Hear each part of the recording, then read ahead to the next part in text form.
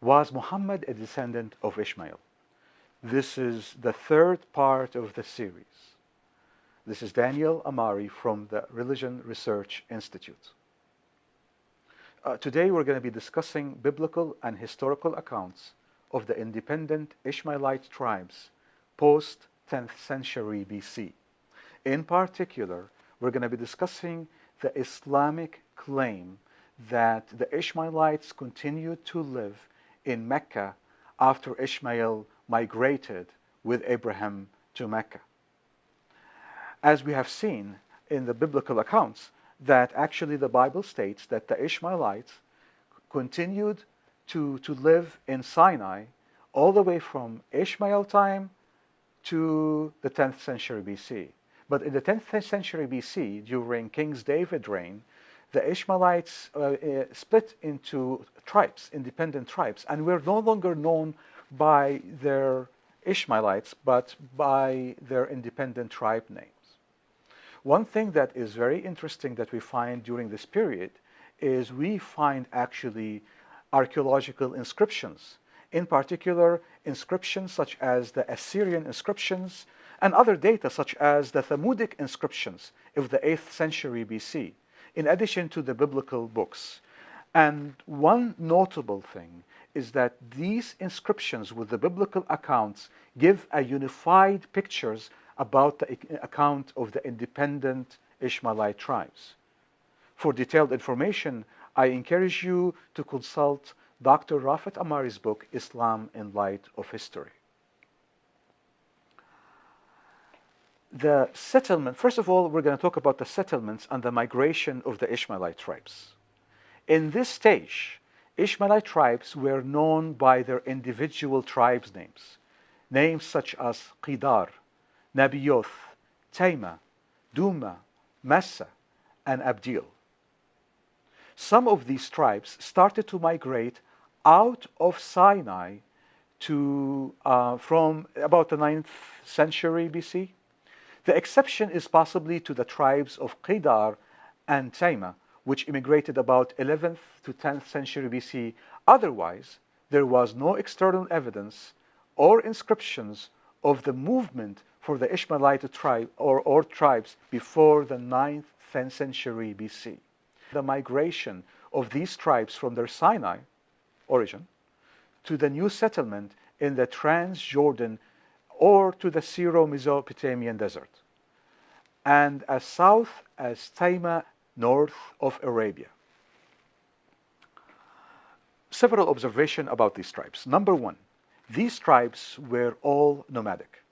Some of them were traders, and they trade, such as, for example, the tribe of Nabioth. None of them went to the areas around Mecca, or even Yemen, or the areas that Mecca was later built. The Ishmaelites actually had a religious center, and the Ishmaelite tribes had their religious center in northern part of Sinai, and it was called Bir Lahai Roi. It was located in southwest of the city of Beersheba, about 13 miles of Kadesh Barnea. Ishmaelite tribes used to make pilgrimage to that center because that's the place they believed Ishmael lived, in Sinai, in northern part of Sinai. The Ishmaelites never exhibited the philosophy of monotheism. In fact, they were polytheists, worshippers. They were worshippers of primitive idols. So the question is, what happened to the Ishmaelite tribes? Well, the answer is extinction.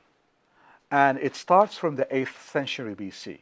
In the 8th century BC, Arabian tribes such as the Thamudites started to invade the southern areas indwelled by the Ishmaelites.